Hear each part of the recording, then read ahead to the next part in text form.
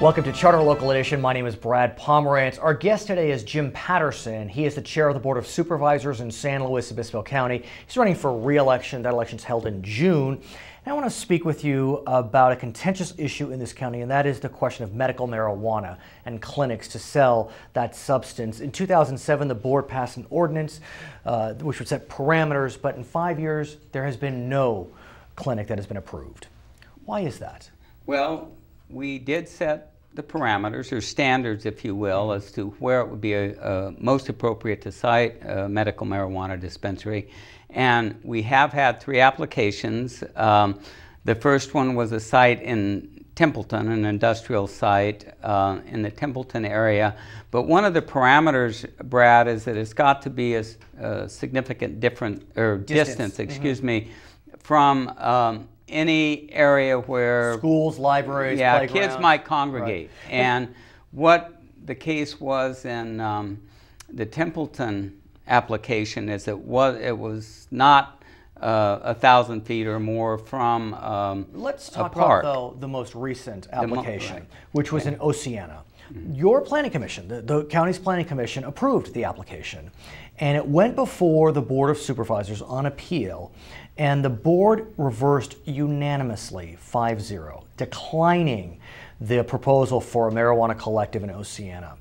What went wrong for the applicant? Well, the zoning was appropriate. We had commercial service zoning.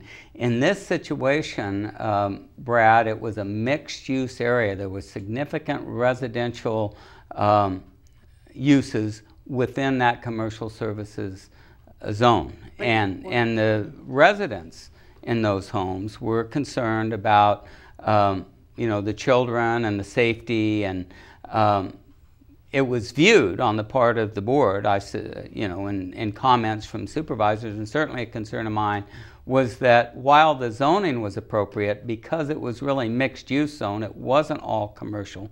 There was some mini storage areas there, but really the significant piece was that it was on the edge of Oceano, between Oceano and Grover Beach, and there were a significant number of residences spread out through that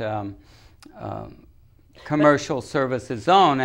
And our sheriff spoke of his concerns about people frequenting that area, and it wasn't a residence. The property was a residence, not a commercial building. How many sheriffs do you think would support an application for? Well, the woman who applied has a facility in, I believe, Tulare, Kings County, where the sheriff does support it. And it, too, is in an industrial type area, very different than the location here. The zoning is essentially the same, but the one in Tulare, there was really no residential areas around it. I guess what the frustration is for those that are in support of medical marijuana collectives is here we are in San Luis Obispo County. It's a large geographic area, 300,000 residents, yet no clinics. All 7 cities have ordinances against medical marijuana clinics. The county has an ordinance. No applications have been provided. You know, it feels as if no matter what's done, there's always a reason why not to approve the application. Well, I think, again, what has to happen is, the premise of the ordinance was to ensure that, young people or vulnerable people weren't exposed to the increased threat. What our sheriff says is where you have money and you have drugs, you have potential threats. Now, you ask about, would any sheriff approve this? Our sheriff said that if it weren't for the residential uses there, he wouldn't have opposed it. Okay, his name is Jim. So we have him on record. There you have it. His name is Jim Patterson. He is running for re-election for his office as a member of the Board of Supervisors. That election's in June. I'm Brad Pomerance. Thanks for watching. Back to HLN. Hello, I'm Senator Sam Blakesley. And I'm County Supervisor Paul Teixeira. Have you heard of the Children's Resource Network of the Central Coast? They provide free clothes, toiletries, and school supplies to homeless and migrant children. Please help, because when you invest in the lives of these children, you invest in their future and our future as a community. To learn more about how you can help, please visit our website today.